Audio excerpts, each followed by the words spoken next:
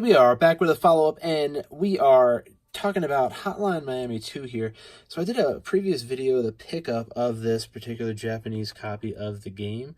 Now this is the hard copy of the game, just as a little refresher here. This is a Japanese distributed copy. It is the disc copy. I'll show you on the inside here. It's a disc copy of Hotline Miami 1, and then it also has the digital download code for Hotline Miami 2.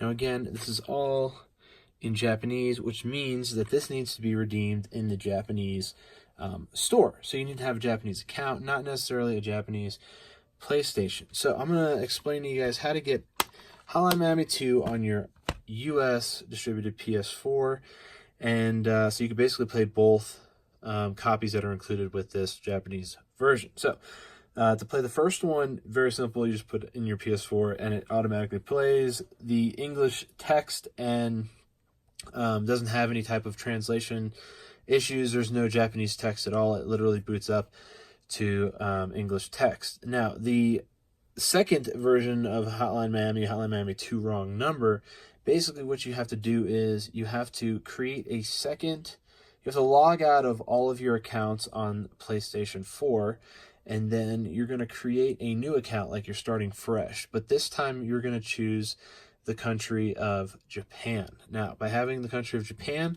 on this account that you're going to be creating, the second account, it's going to allow you to access the PlayStation Store in Japan.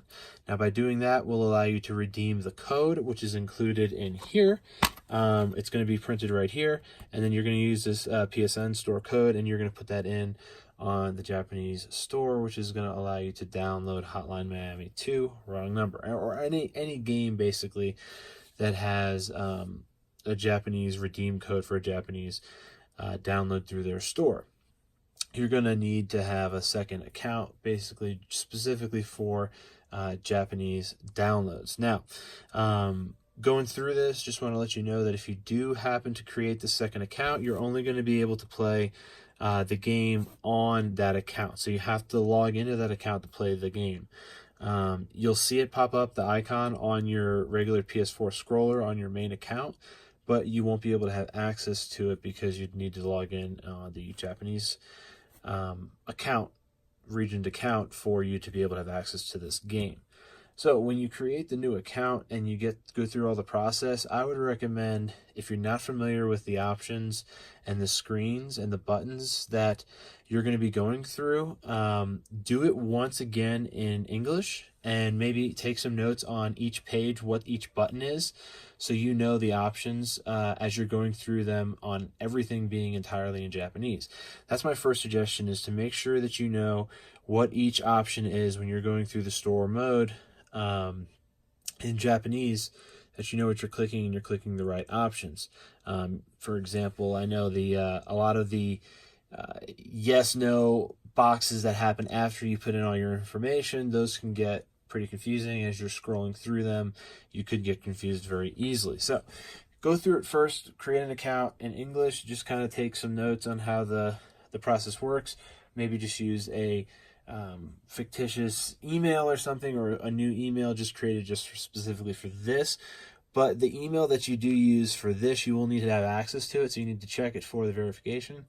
And also, you'll also need to be able to have an actual email that you can put in for the registration. It can't just be something that you're just making up just to get through.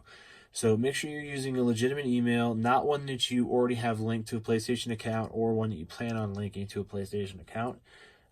Make sure it's something that's not going to be used at all for future purchases, because this is going to specifically be linked to a Japanese region when you register it in the PlayStation Store.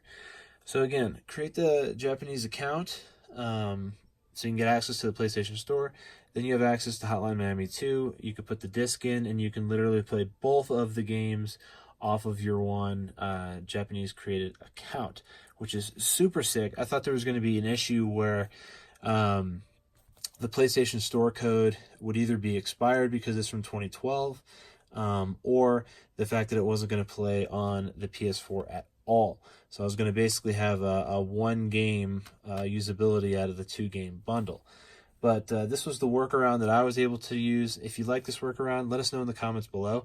If you have any other types of suggestions for a better workaround, let us know in the comments below as well. I'll tag this video up so people who are trying to do this will definitely see this video and it'll be visible to them. So again, fill people in. If you do have any better workarounds or any other things to add, please let them know in the comments below for those people that come by and check out this video. If you want more content like this, subscribe for more, and have a great rest of your day.